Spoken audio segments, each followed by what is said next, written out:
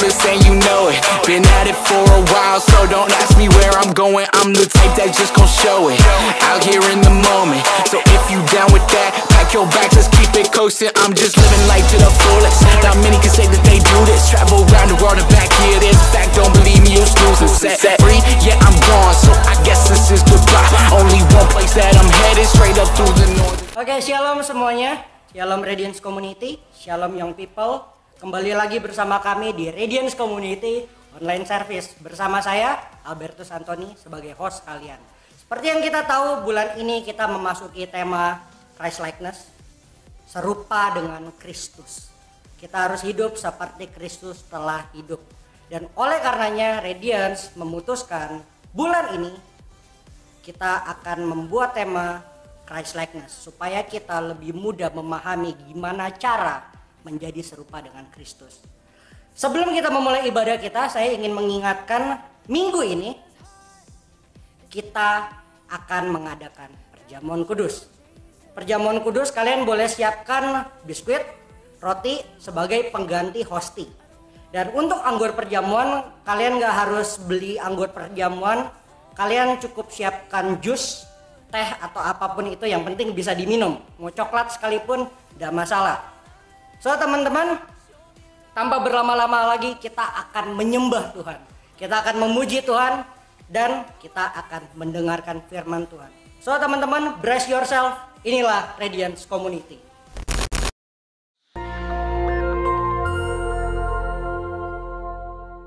Shalom saudara.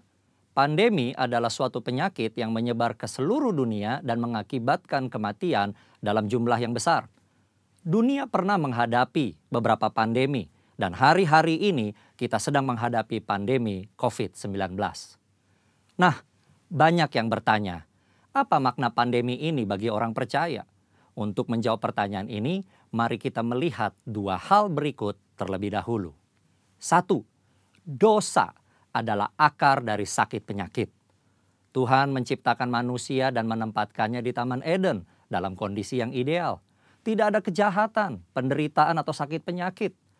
Namun kondisi yang ideal tersebut menjadi rusak ketika manusia menggunakan kehendak yang dimilikinya dengan cara yang keliru. Iblis memberikan pendapat yang salah dengan cara yang menarik, sehingga akhirnya Hawa mengambil buah pengetahuan baik dan jahat, memakannya, demikian juga diikuti oleh Adam. Akibatnya, dosa masuk ke dalam kehidupan manusia dan menurunkan kutuk, sakit penyakit, kekacauan, dan kematian kekal. 2. Anak-anak Tuhan tinggal di dalam dunia yang berdosa. Kita perlu mengetahui bahwa kita sebagai orang percaya tinggal di dalam dunia yang sudah jatuh dalam dosa. Oleh karenanya, anak-anak Tuhan sangat rentan terhadap akibat-akibat dosa. Namun buat anak-anaknya, Tuhan memberikan perlindungan yang luar biasa. Ada pagar yang mengelilingi anak-anak Tuhan yang tidak dapat ditembus oleh si jahat. Jika si jahat ingin mencobai anak-anak Tuhan, mereka memerlukan izin dari Tuhan. Dan salah satu syarat Tuhan adalah pencobaan itu tidak boleh melampaui kekuatan manusia. Kita harus ingat, diberikan izin atau tidak, itu adalah kedaulatan Tuhan. Pada hari-hari ini, iblis terus bekerja untuk meningkatkan pencobaan guna mengacaukan manusia. Sehingga manusia tidak fokus pada Tuhan dan rencananya. Melalui berbagai hal, termasuk COVID-19, iblis bekerja membuat manusia takut, kacau, dan hanya berfokus menyelamatkan diri secara fisik. Di dalam hikmatnya yang tinggi dan tidak terselami oleh manusia, Tuhan mengizinkan virus itu ada. Nah, berdasar dua hal tersebut, kini kita akan melihat kehidupan Ayub agar mengerti makna pandemi bagi kehidupan orang percaya. Saudara, Ayub dicatat sebagai orang yang saleh, jujur, takut akan Tuhan, dan menjauhi kejahatan. Tuhan memberkati Ayub dan segala usahanya. Ternaknya berkembang biak mencapai ribuan. Ayub diberkati dengan 7 anak laki-laki dan 3 anak perempuan. Semua berjalan dengan baik sampai suatu hari Ayub mengalami hal yang tidak menyenangkan. Semua anaknya mati, ternaknya habis, dan tubuhnya menderita penyakit bara. Ayub begitu menderita kesakitan sampai-sampai mengutuki hari kelahirannya. Ayub tidak tahu apa yang terjadi di hadapan Tuhan. Ayub 2 ayat 1 mencatat, pada suatu hari datanglah anak-anak Allah menghadap Tuhan, dan di antara mereka datang juga iblis untuk menghadap Tuhan.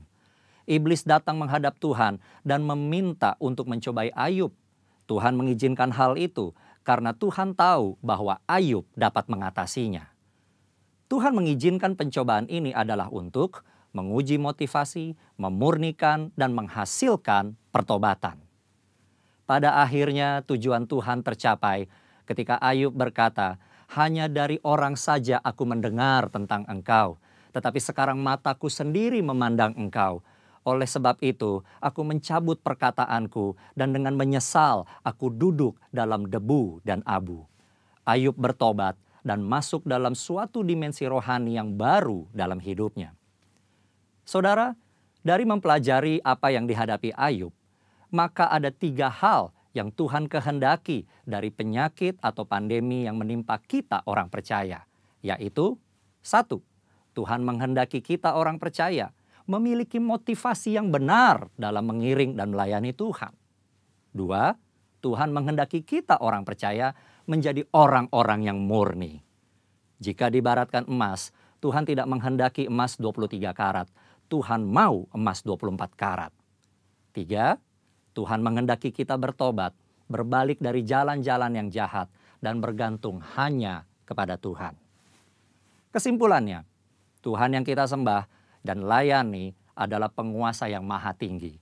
Tuhan yang berkuasa atas segala sesuatu. Tuhan memiliki banyak cara untuk membawa umatnya hidup dalam persekutuan yang indah. Pencobaan yang diizinkan oleh Tuhan ada dalam pertimbangan hikmat Tuhan yang sungguh alangkah dalamnya. Tuhan pasti akan memberikan jalan keluar dari pencobaan tersebut. Dan pada akhirnya kita semua masuk ke dalam dimensi yang baru. Tuhan Yesus memberkati. Amin.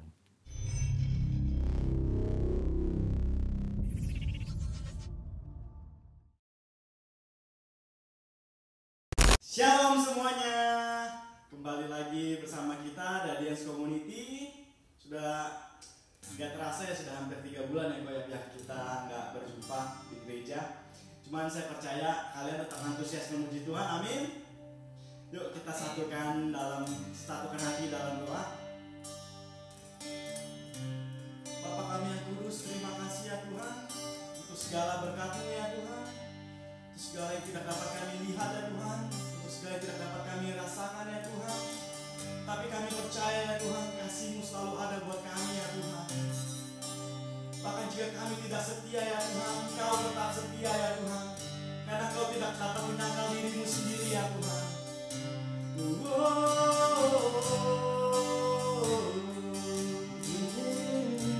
Mari kita satukan hati dalam doa.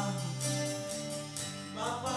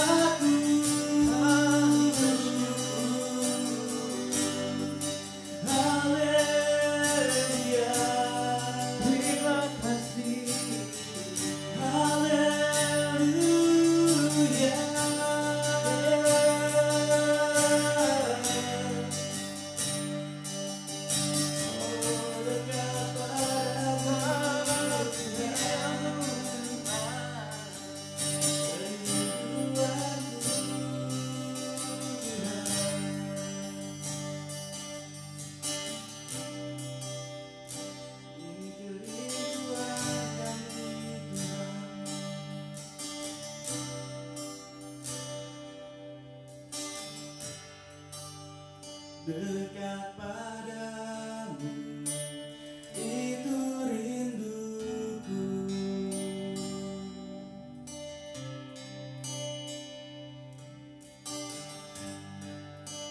Setiap kataku kau pun menunggu,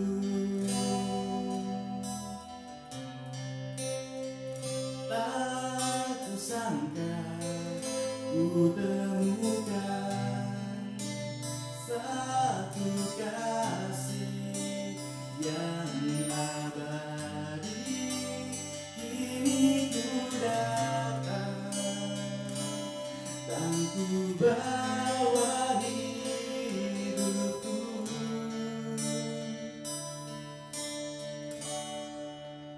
memandang wajahmu, mengikuti kebaikanmu, mengejar hadirmu dalam hidupku,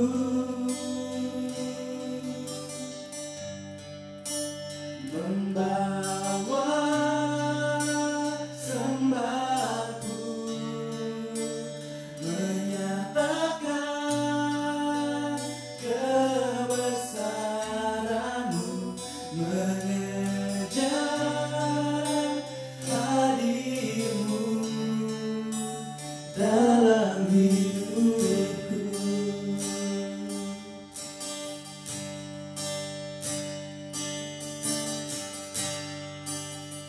Dekat padamu, itu rinduku. Setiap kataku, setiap kataku kau pun menunggu,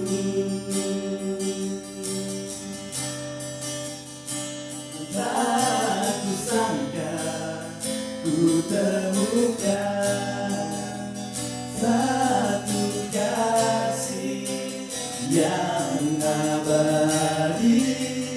Kini ku datang dan ku bawa hidupku,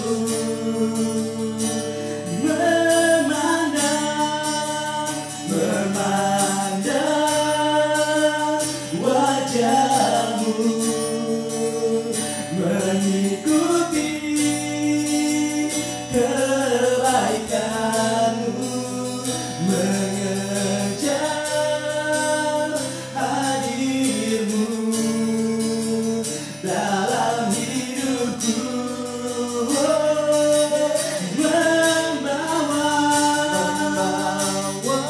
sembahku, menyatakan kebesaranmu,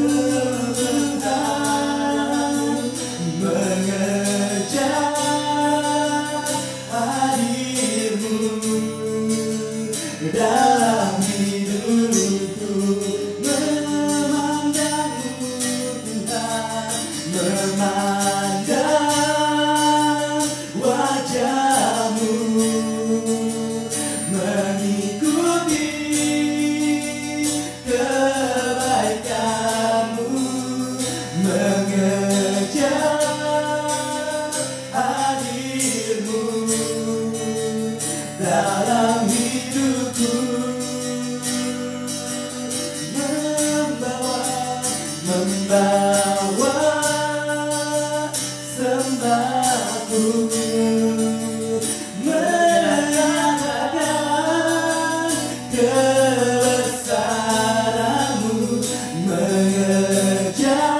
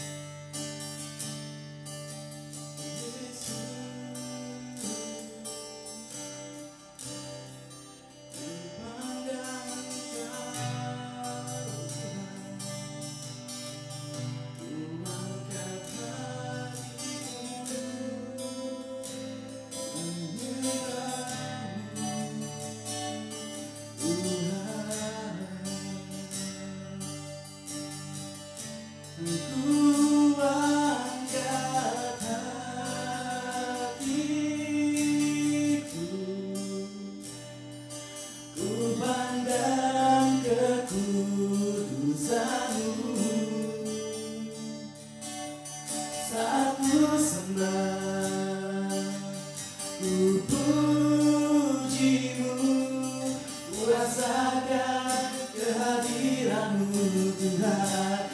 Ku angkat hatiku, ku pandang kekudusan-Mu. Saat ku sembah, ku pujimu, ku rasakan kehadiran-Mu Tuhan.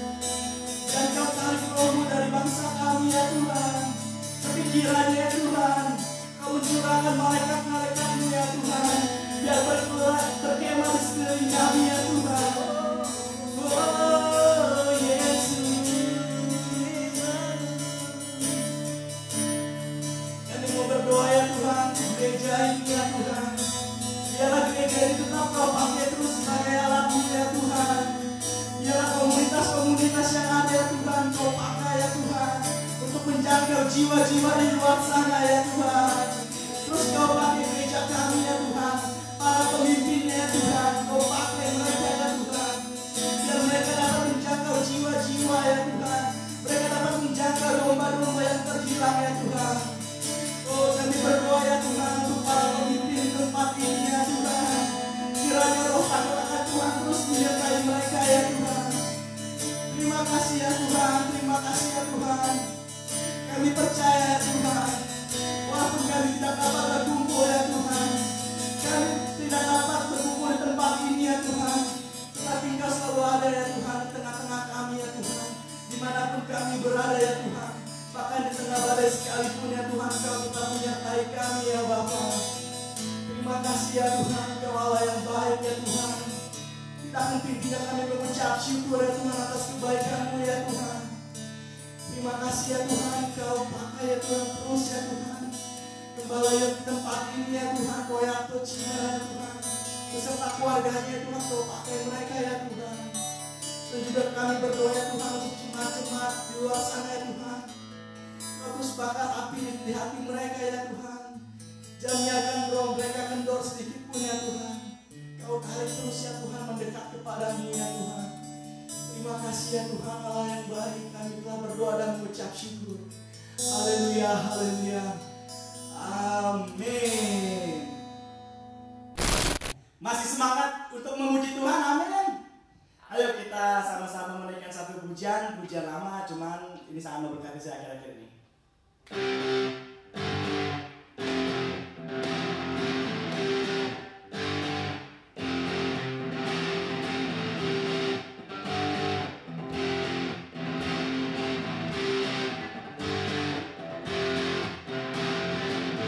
Dunia ini mengatakan hidupku senang saja, hiduplah untuk puaskan jiwa. Namun ku mau hidup bagi Bapa. Aku tak bisa hidup tanpa aku, tak mau hidup tanpa Kaulah nafasnya. Hidup apakah arti hidup jika hidup tanpamu?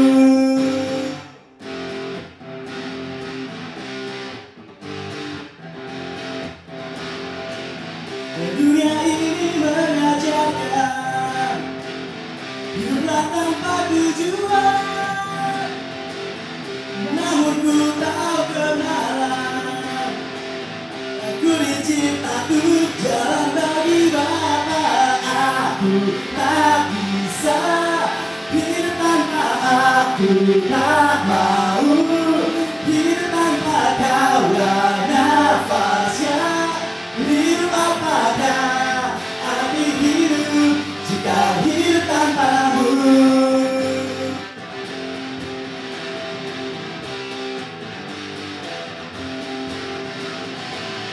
Bukanlah dengan dunia,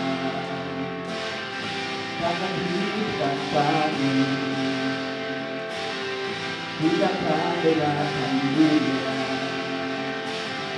ku mau hidup untukmu. Aku takkan dengarkan dunia, takkan hidup tanpamu. Aku takkan dengarkan dunia. Apakah arti hidup jika hidup tanpa aku? Tak bisa hidup tanpa aku, tak mau hidup tanpa Kaulah nafasnya. Hidup apakah arti hidup? Aku tak bisa hidup tanpa aku, tak mau hidup tanpa Kaulah nafasnya. Hidup apakah arti hidup jika hidup tanpamu? Jika hidup tanpamu Tuhan, yeah.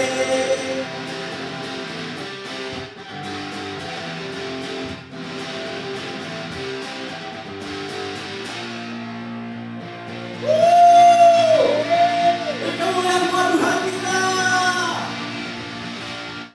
Shalom semua Radiance Community. Gimana kabarnya? Aku bersyukur buat kesempatan satu kali lagi ini bisa bersama-sama kita ibadah online di Radiance Community Online Service.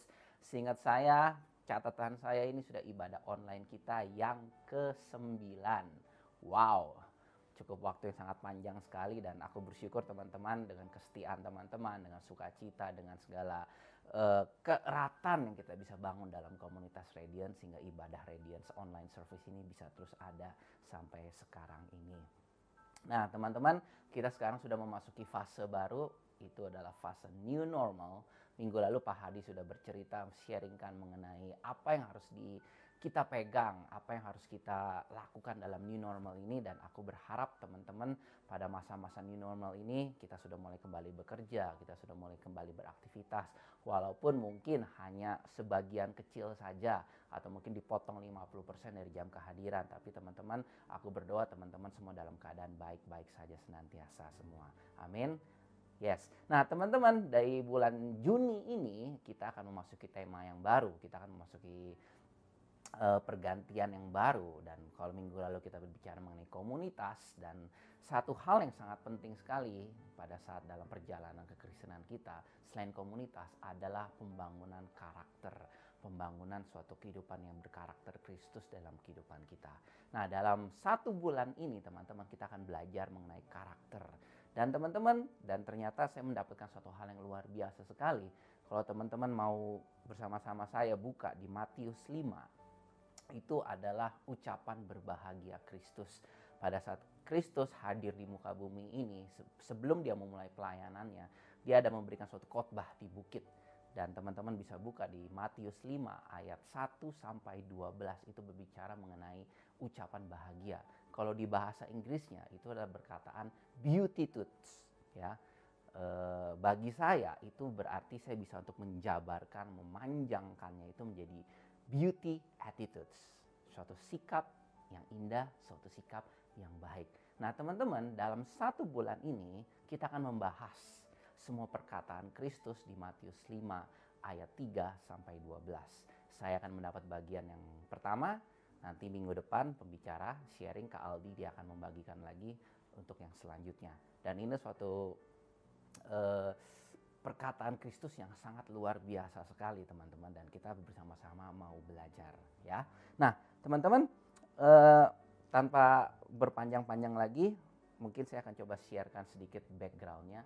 Kalau teman-teman baca kitab Matius, itu kitab yang ditulis oleh pemungut cukai, seorang ahli pajak ya, dan kitab itu ditunjukkan kepada orang-orang Yahudi saat itu, karena mungkin orang Yahudi pada saat itu masih belum percaya dengan kedatangan Mesias, dengan kedatangan Kristus, dan padahal Yesus adalah Kristus dan dia sudah hadir, tapi masih banyak orang Yahudi masih tidak percaya. Oleh sebab itu makanya Matius menulis surat ini, Injil Matius, yang ditunjukkan kepada orang-orang Yahudi, dan dia akan membandingkan semuanya ya. Nah teman-teman, kalau teman-teman mulai membaca di Matius 5, itu ada suatu perkataan yang cukup lumayan menyentak ya bagi saya, dan cukup lumayan mengkagetkan, karena ucapan berbahagia ya itu sangat-sangat berbeda sekali dengan keadaan dunia yang terjadi saat itu, dan sampai saat ini pun keadaan dunia yang sangat berbeda sekali dengan perkataan Kristus. Jadi sepertinya Kristus sudah memberikan suatu tatanan undang-undang baru dalam kerajaan surga, yang mau kita sebagai anak-anak Tuhan, anak-anak yang percaya kepada Kristus, untuk selalu mau belajar mengikuti perkataan-perkataan Kristus. Dan ini bukan suatu hal yang mudah, karena untuk pertama kali mendengarnya saja kita pasti semua kaget, kita semua pasti bingung. Tapi ini perkataan Kristus pada saat kita mau belajar, pada saat kita mau mendalaminya, itu adalah suatu hal yang sangat luar biasa sekali. Nah, teman-teman, kita bahas pertama ya. Pertama-tama itu adalah di Matius 5 ayat 3. Firman Tuhan berbicara seperti kayak gini. Berbahagialah orang yang miskin di hadapan Allah, karena merekalah yang mempunyai kerajaan surga. Saya katakan sekali lagi, berbahagialah orang yang miskin di hadapan Allah, karena merekalah yang mempunyai kerajaan surga. Jadi statement pertama kali yang Kristus mau yang ajarkan kepada kita adalah miskin di hadapan Allah. Nah, kita tahu kata miskin, dan saya percaya kita semua kita nggak mau dalam keadaan miskin. Kita benar-benar kalau bisa kita tolak di dalam nama Yesus hal kemiskinan. Tapi Kristus berbicara di sini adalah berbahagialah orang yang miskin.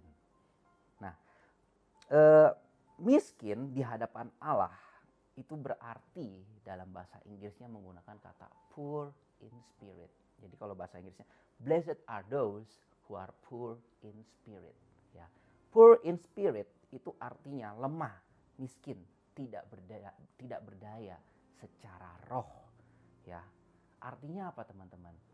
Dari Matius 5 ayat 3 Tuhan memberikan suatu dasar ya. Artinya adalah suatu karakter, suatu sikap yang harus kita pegang adalah sikap ketergantungan kita kepada Allah. Sikap ketergantungan kita kepada Kristus. Itulah artinya miskin di hadapan Allah. Nah, dalam bahasa Yunani saya mencatat di sini dalam bahasa Yunani menggunakan kata petokos yang artinya adalah lemah miskin sampai kita harus meminta-minta. Dan ada lagi perkataan dari bahasa Yunaninya menggunakan kata pena yang artinya hidup di dalam kebangkrutan dan keputusasaan. Ya. Ini adalah suatu akar kata dari miskin di hadapan Allah. Pertama itu adalah lemah, miskin sampai kita harus meminta-minta. Seperti kita ketemu orang miskin dan mereka meminta-minta kepada kita. Dan itu yang suatu analogi yang Tuhan mau taruh di dalam kehidupan kita, bahwa kita benar-benar hidup harus ketergantungan kepada Tuhan. Seperti kita terus meminta kepada Tuhan. Kita hidup dalam keputusasaan, kita hidup dalam kebangkrutan, dan kita mau minta dan kita mau belajar untuk bergantung kepada Tuhan. Ya, poor in spirit. Dan saya mencatat di sini bahwa hal ini kita belajar untuk tidak sombong. Karena Tuhanlah penyedia. Kita memiliki ketergantungan kepada Tuhan, berarti kita nggak bisa sombong. Ya. Karena Dia adalah sumber dari segalanya. Dan tanpa Kristus, tanpa Tuhan, kita nggak bisa apa-apa. Ya. Dalam bahasa Inggrisnya, di kitab Message the Bible, dia bilang, "You are blessed when you are end of your rope. With less of you, there is more of God and His rule."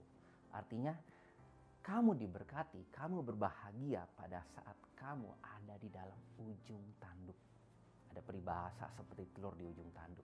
Dan Tuhan menganalogikan kehidupan kita, ketergantungan kita seperti kita di dalam ujung tanduk. Kenapa? Pada saat kita di dalam ke ujung tanduk, pada saat kita sudah tidak bisa berbuat apa-apa lagi, kita mulai dalam keputusasaan, kita mulai dalam kebingungan, dan kita mulai berseru pada Kristus. Dan Tuhan bilang adalah, there is more of God. Kau memberikan ruang yang baru kepada Tuhan, kau memberikan ruang yang baru kepada Kristus untuk terus memerintah dalam hatimu. Firman Tuhan di Yeremia 17 ayat 5 berkata bahwa terkutuklah orang yang mengandalkan manusia, yang mengandalkannya kekuatannya sendiri, dan yang hatinya menjauh kepada Tuhan. Berarti Matius 5 ayat 3, miskin di hadapan Allah adalah suatu sikap belajar. Kita mau belajar bergantung kepada Tuhan, mengembangkan sikap untuk selalu mengucap syukur dan berharap yang terbaik dalam kerendahan hati kita. Karena siapa kita kalau tidak ada Kristus? Amin. Berbahagialah mereka yang miskin di hadapan Tuhan, karena mereka yang akan memiliki kerajaan surga. Nah, teman-teman, saya ada sharing sebentar dalam hal seperti ini, dan saya membayangkan ketergantungan kepada Tuhan. Kenapa bisa tuh memiliki kerajaan surga? Ya, teman-teman, dalam pernikahan saya, dalam kehidupan keluarga saya, dan sekarang sudah, puji Tuhan, sudah hadir 2 anak, dan saya belajar, ya teman-teman juga nanti dalam suatu fase kehidupan Tuhan akan mengajarkan dalam pada saat kamu mulai bekerja, nanti malam sudah mulai untuk berkomitmen memasuki rumah tangga, dan ada suatu step by step yang Tuhan terus ajarkan. Dan Tuhan ajarkan saya dalam masalah kekeluargaan, dalam pembinaan ayah dan anak, karena saya melambangkan Tuhan sebagai Bapa dan saya anak, ya. Dan di rumah saya sebagai Bapa dan saya juga memiliki anak, ya kan. Nah, pakai gini teman-teman. Anak, ya, Yovel dan Joel, ya dia sepenuhnya tergantung kepada kita, tergantung kepada saya, betul. Kita menyediakan ruangan, kita menyediakan rumah, kita menyediakan tempat tidur, kita menyediakan makan, pakaian. Ketergantungan, itulah ketergantungan. Sampai kadang-kadang dengan mudahnya mereka bisa minta, "Papi, aku mau beli ini. Papi, aku mau beli ini." Ya kan, dengan mudah sekali. Itu berarti adalah suatu sikap ketergantungan, karena dengan masih umur yang kecil nggak akan bisa untuk dilepas, betul? Nggak akan bisa benar-benar untuk dilepas. Tetapi yang saya belajar, kenapa firman Tuhan berkata, bergantung miskin di hadapan Allah, engkau akan memiliki kerajaan surga. Walaupun saya sebagai bapak, saya sebagai orang tua, saya menyediakan buat anak-anak saya. Ya kan, saya menyediakan buat anak-anak saya. Dan itu berarti apa yang saya miliki, apa yang saya punya, anak-anak saya pun memilikinya. Anak-anak saya bisa masuk ke kamar saya kapan saja, loncat-loncat di ranjang, terserah kapan saja, karena mereka juga memiliki seperti yang saya miliki. Dan itulah analogi yang Tuhan ajarkan kepada kita semua. Analogi yang Tuhan ajarkan kepada kita, bagaimana kita mau bergantung kepada Tuhan. Pada saat kau sudah bergantung kepada Tuhan dalam keputusasaanmu, disitulah kamu akan merasa, kamu akan melihat bahwa kerajaan surga itu sudah Satu hal yang sangat luar biasa sekali, amin. Nah, kita belajar yang kedua ini adalah berbahagialah orang yang berduka cita karena mereka akan dihibur. Matius 5 ayat 4 berkata, berbahagialah orang yang berduka cita karena mereka akan dihibur. Nah, teman-teman, duka cita itu suatu hal yang sangat sulit, ya. Kita sering menganalogikan duka cita berarti ada kehilangan teman, saudara, atau mungkin sahabat, ya, karena sudah dipanggil Tuhan. Dan posisi duka cita adalah posisi yang paling tidak enak, ya, dalam kehidupan kita. Tapi kenapa Tuhan berbicara berbahagialah engkau yang berduka cita karena engkau akan dihibur? Tentu yang Tuhan ajarkan dalam ayat ini bukan duka cita karena kehilangan seseorang. Bukan, itu bukan Tuhan ajarkan. Tetapi duka cita yang Tuhan ajarkan itu adalah duka cita dalam hati, ya, yang memiliki sikap hati kita yang rela di dalam pertobatan. Gitu loh. Hati yang rela, hati yang benar-benar sadar dalam pertobatan. Nah, teman-teman, pertobatan berbicara kegiatan, ya, aktivitas yang engkau harus lakukan setiap hari. Kalau bertobat, sekali saja pada saat kau bertobat, kau menerima Yesus sebagai Tuhan dan Juru Selamat, dan Roh Kudus turun dalam kehidupanmu. Tapi pertobatan kamu harus jalani setiap hari. Setiap hari engkau harus mengaku dosa. Setiap hari kamu harus minta ampun sama Tuhan. Aku bertobat dan segala hal-hal yang tidak pernah ya aku lakukan, yang tanpa aku sadari dan tidak aku sadari. Kita ngomong itu pertobatan. Berarti adalah suatu sikap sadar diri. Suatu sikap sadar diri bahwa kita adalah manusia yang berdosa, bahwa kita adalah manusia yang jahat, bahwa kita adalah manusia yang memiliki suatu niat yang tidak baik, dan kita butuh Kristus, kita butuh darah Kristus untuk memulihkan kita. Ya. Nah, teman-teman, dalam Matius 5 ayat 4 di sini dia menggunakan kata penteo, ya, bahasa Yunaninya penteo, yang artinya duka cita karena kematian. Tetapi sekali lagi, kematian ini bukan karena kehilangan seseorang, tapi kematian dalam hati. Berbicara mengenai kematian dari kesombongan, ketinggian hati, kekerasan, egois. Ya, itu berbicara hal yang sangat penting sekali. Berbahagialah mereka yang berduka cita karena mereka akan dihibur. Mazmur 51 ayat 17 berkata, korban sembelihan kepada Allah ialah jiwa yang hancur, hati yang patah dan remuk tidak akan kau pandang hina, ya Allah. Hati yang patah, jiwa yang hancur dan remuk tidak pernah Tuhan pandang hina. Jadi sikap karakter yang kita mau belajar dalam Matius 5 ayat 4 ini adalah hati yang lembut, hati yang mau rela ditegur, hati yang mau rela untuk dikoreksi dan diberitahukan kesalahannya. Ini gak mudah, teman-teman. Ya, kita dalam posisi, dalam keadaan yang sulit sekali untuk dicari kesalahannya, dan Tuhan mau belajar kepada kita benar-benar hati kita mau dikoreksi oleh Tuhan. Dan artinya bagaimana pada saat engkau sadar berduka cita, engkau mengerti bahwa engkau nggak bisa tanpa Tuhan, kamu penuh dengan dosa, dan Tuhan, aku minta ampun, aku mengakui setiap segala kesalahan, aku berdosa di hadapan Tuhan. Dan firman Tuhan berkata, berbahagialah karena engkau akan dihibur. Artinya apa? Tuhan akan datang, Tuhan akan memulihkan, Tuhan akan menjaga, dan Tuhan akan merestorasi. Amin. Dan ini kita benar-benar mau belajar kepada teman, ya, suatu karakter hati yang rela untuk mau ditegur. Amin. Yes. Dan yang terakhir, Matius 5 ayat 6. Berbahagialah orang yang lemah lembut karena mereka akan memiliki bumi. Saya katakan sekali lagi, berbahagialah orang yang lemah lembut karena mereka akan memiliki bumi. Ya, teman-teman, lemah lembut. Wah, ini suatu kata yang kayaknya agak sedikit sulit kita cerna, karena dunia zaman sekarang sulit untuk menerima kata lemah lembut. Betul? seperti tanda engkau tidak berdaya, engkau selalu kalah, engkau loyo, engkau nggak ada tenaganya, engkau mudah pecah. Saya catat di sini, kayaknya tidak bisa marah, tidak boleh marah, seperti kayak suatu banyak kekalahan yang kita bisa belajar dari kata lemah lembut, ya kan? Tetapi sekali lagi, yang Tuhan Yesus ajarkan mengenai lemah lembut adalah bukan seperti itu. Kata aslinya menggunakan kata prautes. Prautes itu bukan lemah. Lemah, gemulai, lemah yang arti yang menderita kekalahan. Tetapi artinya itu adalah kelemahan lembut, kekuatan di dalam kendali. Wow, itu luar biasa sekali, betul? Dalam bahasa Inggrisnya menggunakan kata meekness, ya. Tetapi kayaknya kurang lengkap, ya kan? Menggunakan kata meekness itu, kalau teman-teman baca setiap kata lemah lembut di dalam bahasa Inggris, dia memakai kata gentleness.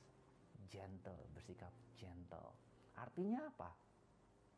Kekuatan di dalam kelembutan, kekuatan di dalam pengendalian diri, kekuatan, kuasa, power di dalam pengendalian diri. Itu artinya lemah lembut, ya. Itu suatu hal yang sangat wow dan luar biasa sekali, teman-teman. Kata lemah lembut ini berarti kita belajar, kita mau berserah kepada Tuhan daripada kita mengandalkan kekuatan kita sendiri. Orang yang lemah lembut, orang yang tidak menyalahgunakan kekuasaan untuk menekan orang lain. Orang yang lemah lembut adalah orang yang kuat untuk mengendalikan kekuatannya. Mungkin sebagai pimpinan, sebagai bos mungkin, atau sebagai engkau yang sudah memiliki pekerjaan tertentu, mulai belajar untuk memiliki hati yang lemah lembut. Dan saya belajar satu hal, teman-teman, pada saat kita mau mendahulukan orang, ya kan, engkau tidak pernah kehilangan posisimu, ya kan, engkau tidak pernah kehilangan posisi kita, dan itu adalah arti kita mau belajar untuk lemah lembut. Lemah lembut juga berbicara mengenai sopan santun, tata krama, nggak bersaing, tidak membalas, hancur hati, tapi yang ada di dalam kendali kita. Nah, saya melihat di generasi kita ini, kita mesti belajar satu hal, sopan santun dan tata krama, teman-teman. Dan ini adalah ciri bagi kita semua, bagi anak-anak muda sekarang untuk belajar mau untuk lembah lembut. Berarti kita belajar dalam untuk mengendalikan kekuatan kita. Kita mengendalikan kuasa kita dalam pengendalian yang benar. Nah, dan terakhir di situ bilang adalah berbahagialah mereka yang lemah lembut karena mereka akan mewarisi bumi. Di Mazmur 37 ayat 11 berkata seperti gini. Tetapi orang yang rendah hati akan mewarisi negeri dan berlimpah karena kesejahteraan yang berlimpah-limpah. Mereka yang rendah hati, firman Tuhan berkata, akan mewarisi bumi. Yesus berkata, berbahagia engkau rendah hati karena engkau akan memiliki bumi. Artinya apa? Ini adalah suatu paradok pengembalian keadaan. Kalau dunia sekarang melihat orang yang lemah lembut selalu kalah, orang yang lemah lembut selalu tidak bersaing dan tidak bisa untuk berkembang. Tapi pada suatu saat nanti akhirnya firman Tuhan berkata, kita akan memiliki bumi, kita akan mewarisi bumi. Itu hal yang luar biasa sekali, teman-teman. Bagi saya, buat saya pribadi, mewarisi bumi, memiliki bumi artinya kita nggak akan pernah bisa dilupakan. Kita nggak akan pernah bisa dilupakan karena kita belajar dan kita mau dengan hati yang lemah lembut kita mulai untuk melayani orang lain. Amin.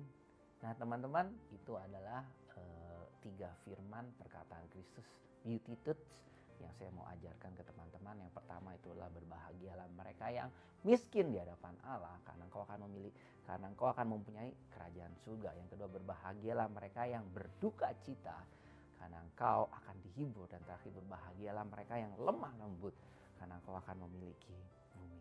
Artinya belajar memiliki ketergantungan kepada Tuhan, belajar mau untuk dikoreksi. Yang ketiga itu adalah belajar untuk memiliki hati gentle, kekuatan di dalam pengendalian kita. Amin. Nah, teman-teman, kita akan memasuki perjamuan kudus.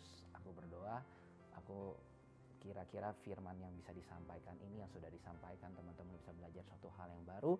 Dan kita akan memasuki dalam perjamuan kudus. Teman-teman bisa menggunakan biskuit atau roti dengan cup of tea, dengan teh ya, dalam gelas yang kecil. Oke, God bless you semuanya. Tuhan Yesus memberkati.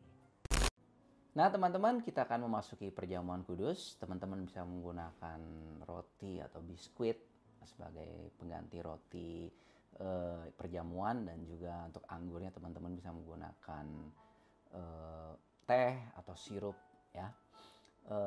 Yuk kita mau siapkan hati kita mau berdoa dulu. Kami bersyukur buat kesempatan kali ini. Terima kasih buat segala kebaikan Tuhan. Kami masih dijaga, kami masih diberkati, kami masih dicukupi dalam segala hal. Dan kami bersyukur, terima kasih buat perkenanan Tuhan. Dan kami bersyukur buat firman yang bisa disampaikan untuk masuk bulan Juni ini. Kita akan belajar, kami akan belajar mengenai karakter, seperti mau memiliki karakter seperti Kristus Tuhan. Terima kasih Tuhan Yesus. Kalau saudara kami akan memasuki dalam perjamuan kudus Tuhan, Tuhan yang selidiki setiap hati kami, Tuhan yang urapi, jaga setiap hati kami semua Tuhan. Sadarkan setiap kami dalam segala dosa dan pelanggaran kami, dan kami mau bawa itu di hadapan Tuhan dengan darah Kristus yang sudah untuk memulihkan kami semua Tuhan Yesus. Nah mari teman-teman bisa mulai berdoa, teman-teman bisa mulai untuk membangun hubungan dengan Tuhan saat ini. Kalau teman-teman ada ganjalan, teman-teman ada pertentangan dalam hati, datang hampiri Tuhan, minta ampun sama Tuhan, dan minta Tuhan untuk memulihkan sekarang juga. Kita mau melakukan perjamuan kudus ini dengan sikap hati yang layak, dengan sikap hati yang benar di hadapan Tuhan. Terima kasih Tuhan Yesus, Kau begitu baik.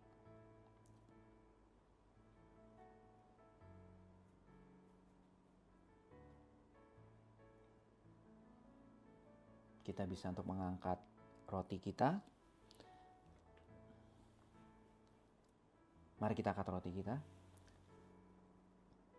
Sebab apa yang telah kuteruskan kepadamu telah aku terima dari Tuhan, yaitu bahwa Tuhan Yesus pada waktu malam ia diserahkan, ia mengambil roti, kita angkat roti kita, dan sesudah itu ia mengucap syukur atasnya, dan ia memecah-mecahkannya dan berkata, inilah tubuhku yang diserahkan bagi kamu, perbuatlah ini menjadi peringatan akan aku. Teman-teman, bukankah roti yang kita pecah-pecahkan ini adalah persekutuan kita dengan tubuh Kristus? Mari kita makannya di dalam nama Yesus.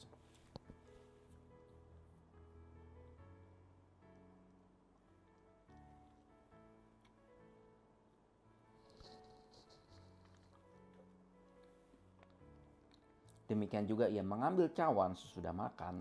Mari kita angkat cawan kita. Lalu berkata, cawan ini adalah perjanjian baru yang dimeteraikan oleh darahku. Perbuatlah ini menjadi setiap kali kamu meminumnya menjadi peringatan akan aku. Teman-teman, bukankah cawan pengucapan syukur yang atasnya kita ucapan syukur ini adalah persekutuan kita dengan darah Kristus? Yuk mari kita minumnya di dalam nama Yesus.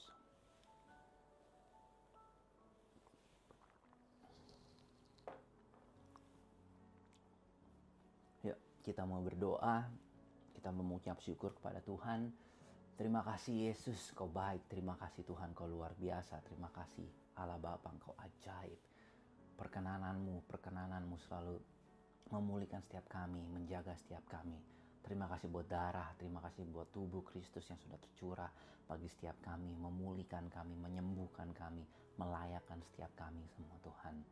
Terima kasih Tuhan Yesus, Kau begitu baik. Terima kasih. Yuk mari kita angkat tangan kita.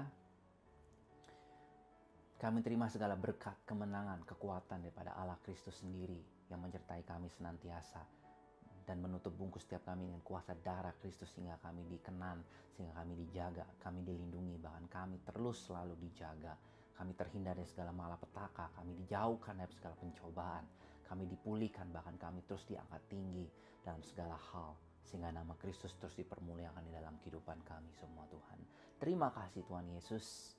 Terpujilah nama Tuhan kekal selama-lamanya. Hanya di dalam nama Yesus, mari semua percaya kita katakan, amin. Tuhan Yesus memberkati teman-teman senantiasa. Tuhan Yesus memberkati. Kita ketemu lagi di minggu depan. Sekali lagi, God bless you. Bye-bye. So gimana teman-teman? Pastinya ibadah barusan mantap banget ya.